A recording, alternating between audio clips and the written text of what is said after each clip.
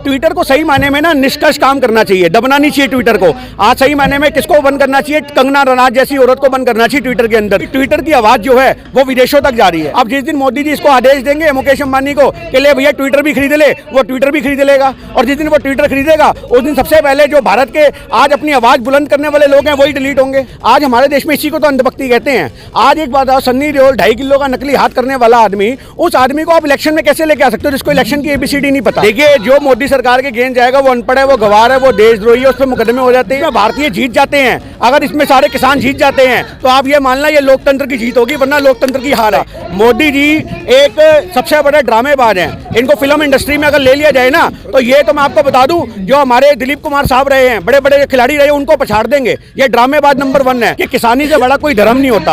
आज रोटी के ऊपर कोई मजहब नहीं लिखा होता। आज मुझे कोई एक आदमी दिखा दे कि रोटी पे हिंदू लिखा है या मुस्लिम छपा है, मेरी बात समझ रहे हो बात? ये मजहब लड़ा करके देश चलाने की इनकी राजनीति है जो ये बरसों से करते आ रही है। किसानों में सब आ जाते हैं। आप देख सकते हैं कि यहाँ पर सारे किसान भाई मौजूद हैं, चाहे वो हिंदू हो, चाहे वो मुस्लिम हो, कोई भी हो। यहाँ सबको एक तरीके से देखा जाता है। आप देख सकते हैं कि किस तरीके से यहाँ सारे किसान मौजूद हैं।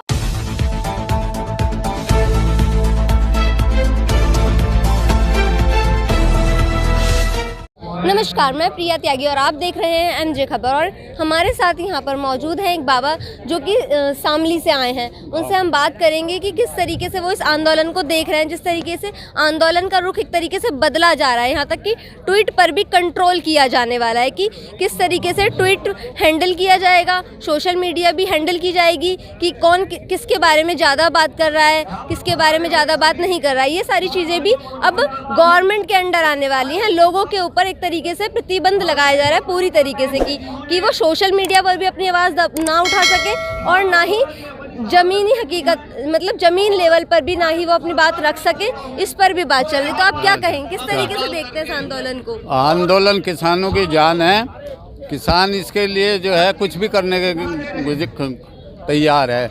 इसलिए प्रधानमंत्री जी से हाथ जोड़कर रिक्वेस्ट करते हैं कि वो किसानों की बात सुने। जिस तरीके से सोशल मीडिया पर कंट्रोल करने की बात देखी जा रही है कि ट्वीट कैसे कर रहा है, कोई क्या कर रहा है, इस चीज़ पे भी नज़र रखी जा रही है। सोशल मीडिया पर भी लोगों की आवाज़ दबाई जा रही है एक तरीके से। इस पर आप देखिए, सोशल मीडिया पे तो लगातार आवाज़ दब रही है।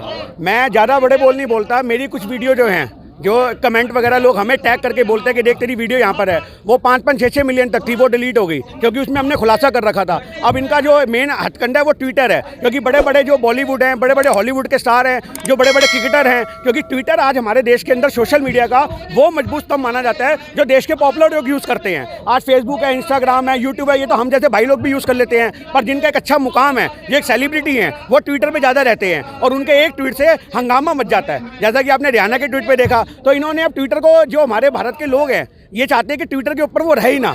जो बड़े बड़े लोग अपने विचार रखते हैं, अपने वक्तव्य रखते हैं, उनको दबाने की एक साजिश है ये। जो कॉमन पीपल है, आम जनता है, वो अपनी आवाज़ जैसे ट्विटर पर रख सकती है, उस पर भी एक तरीके से प्रतिबंध लगाने का काम किया जा रहा है।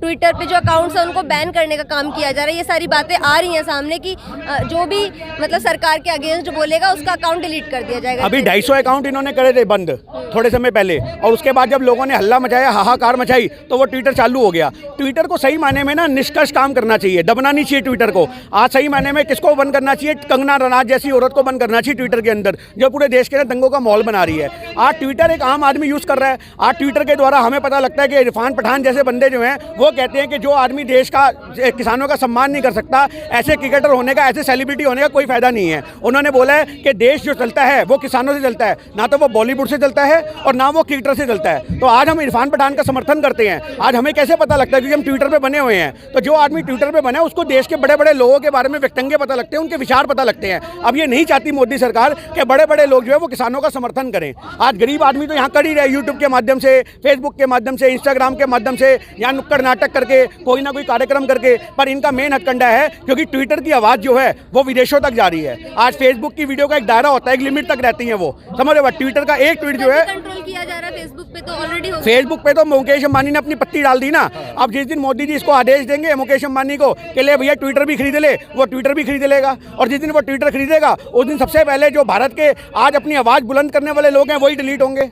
समझ रहे हो बात। तेंदुलकर जैसे बंदे भी डिलीट हो जाएंगे क्योंकि इनके ऊपर इन्वेस्टिगेशन बैठ गई। आपको पता होगा महाराष्ट्र सरकार ने, उद्धव ठाकरे की सरकार ने तेंदुलकर पे, अजय देवगन पे और जो अक्षय कुमार साहब हैं इनके ट्वीट के ऊपर ये बोला कि तुम्हारी सबकी स्टेटमेंट एक जैसी कैसे थी, सबका एक टाइम कैसे था, इस पर जांच होगी। क्योंकि ये लोग वो लोग हैं जो 5-5, 10-10 लाख रुपए पे ट्वीट करते हैं। तेंदुलकर जैसा बंदा अपने बच्चे का इतना सम्मान कमाया तेंदुलकर ने, भारत ने उसको भगवान का दर्जा दिया, अपने बच्चे के आगे वो बिक गया। मेरी बात समझ रहे हो बात, कि चलो जी उसको आईपीएल खेलने का मौका मिल जाएगा। तो तेंदुलकर ने तो अपनी इज्जत नीलाम करके अपने बेटे को आईपीएल में नीलाम करवा दिया।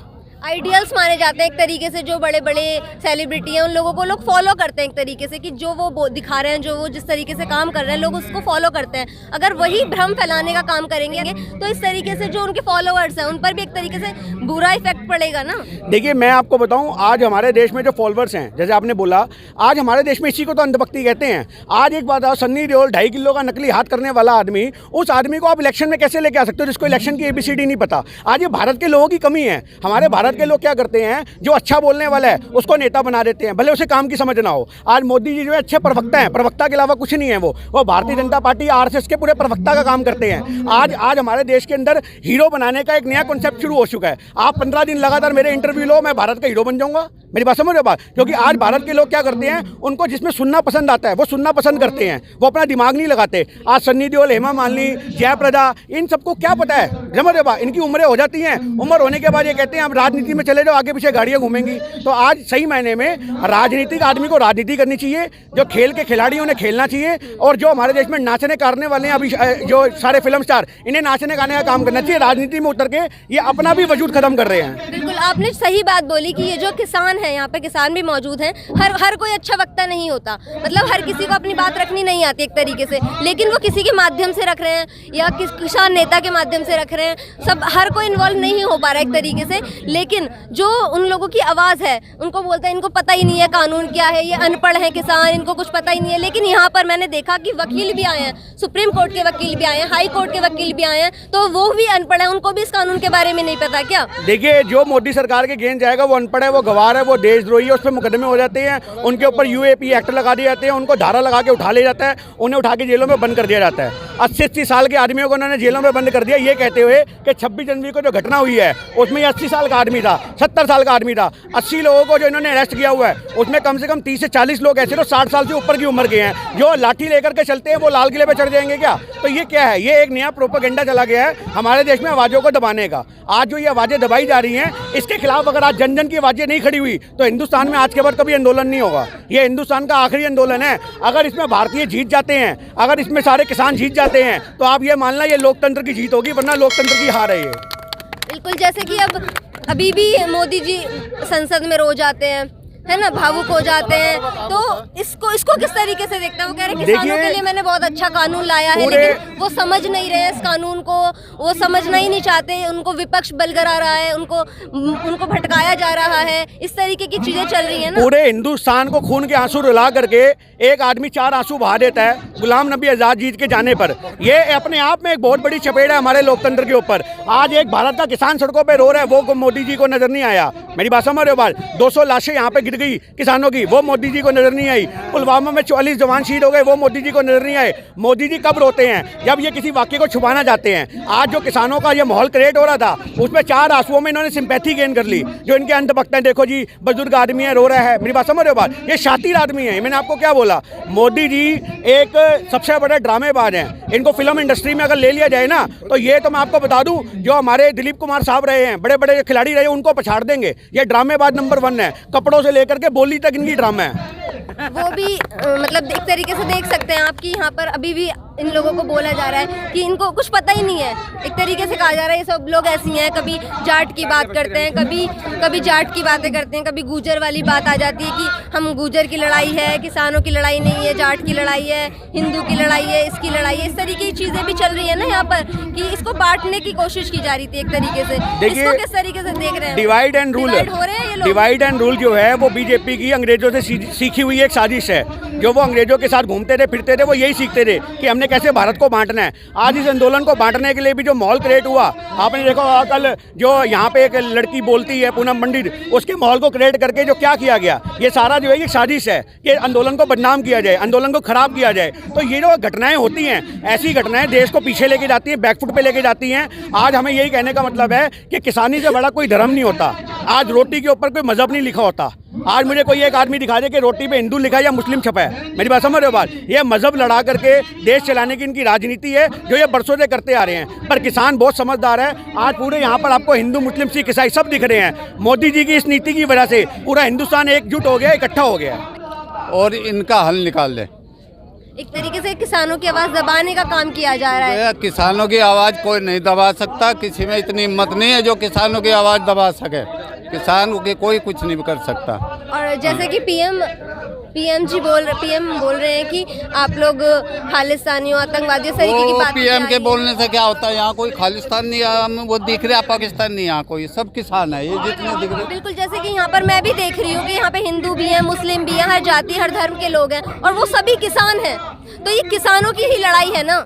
बिल्कुल जी, किसानों की लड़ाई है। आज एक बात मैं आपको बता दूं, आज जो उसमें छोटे छोटे अलग अलग धर्म के लोग जुड़े हुए हैं, वो क्यों जुड़े हुए हैं? उनका क्या मकसद है? उनका कहने का तात्पर्य इतना सा है कि अगर कोई जाट है तो वो यही कहेगा ना मैं जाट हूँ, अगर कोई मुसलमान है तो वो ये तो नहीं कहेगा मैं सरदार हूँ। तो आज मैं सरदार हूँ तो मैं कहता हूँ ये हमारी भी लड़ाई है, ये मुस्लिम की भी लड़ाई है, ये हिंदू की भी लड़ाई है, ये सिख की लड़ाई है, ये दलित की लड़ाई है, ये उच्च वर्ग के पंडित की लड़ाई है, ये सबकी लड़ाई है। किसानों में सब आ जाते हैं। आप देख सकते हैं कि यहाँ पर सारे किसान भाई मौजूद हैं, चाहे वो हिंदू हो, चाहे वो मुस्लिम हो, कोई भी हो। यहाँ सबको एक तरीके से देखा जाता है। आप देख सकते हैं कि किस तरीके से यहाँ सारे किसान मौजूद हैं और वो साफ कह रहे हैं कि यहाँ पर हमको कोई बलगलाया नहीं जा रहा है, ना ही हमारे साथ ऐसा कुछ किया जा रहा है कि हम लोग भटक जाएं या मतलब इस तरीके की चीज़ें हों, ऐसा कुछ नहीं है। ये सिर्फ जो राजनीति पार्टी है वो इस चीज़ को ऐसा दिखाने की कोशिश कर रही हैं कि जिससे ये किसान बढ़ जाए, लेकिन ऐसा कुछ नहीं होने वाला। ये सारे किसान एक साथ खड़े रहेंगे, एक साथ लड़ते रहेंगे, यहाँ पर आंदोलन जारी रहेगा इस तरीके से इनका।